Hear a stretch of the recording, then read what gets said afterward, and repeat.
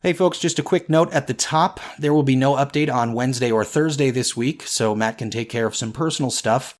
Also, there are a handful of notables at the end of today's post that won't be in the podcast, so head over to the main website to check those out. All right, here we go.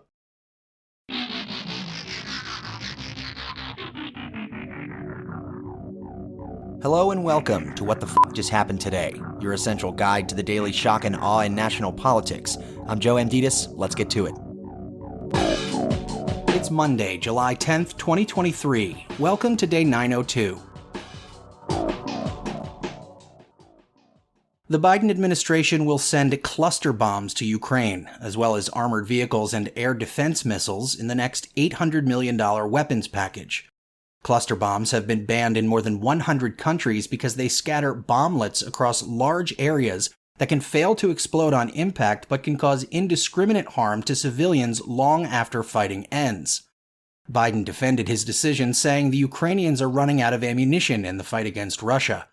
National Security Advisor Jake Sullivan added that Russia has already targeted Ukraine with cluster bombs. Biden, meanwhile, said that it's premature for Ukraine to join NATO, saying that Russia's war in Ukraine needs to end before the alliance can consider adding Kyiv as a new member. Meanwhile, a U.S. drone strike killed a top Islamic State group leader in Syria.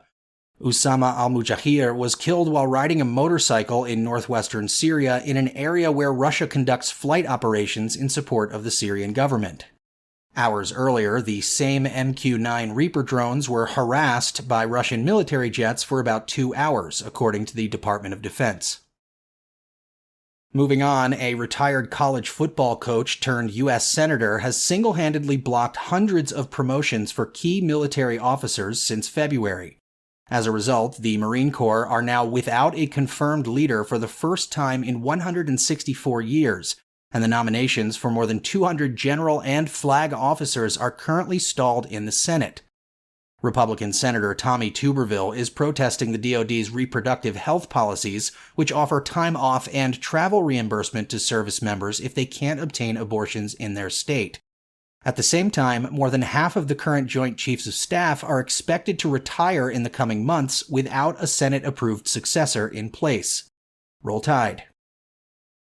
Meanwhile, the House Freedom Caucus removed Marjorie Taylor Greene from their pro-Trump group for some of the things she's done.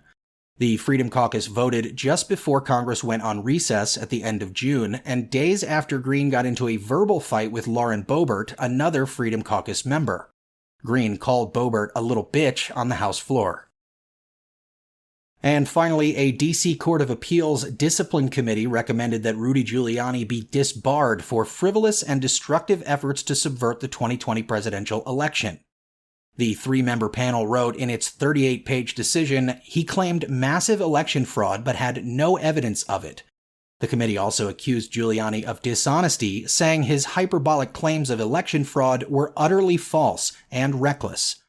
The report concluded that Giuliani had forfeited his right to practice law in the District of Columbia. That's all for now. You can find the links and sources for all of these stories on the main website. And as always, visit whatthefjusthappenedtoday.com for the latest news and headlines. Until next time, I'm Joe Amditis.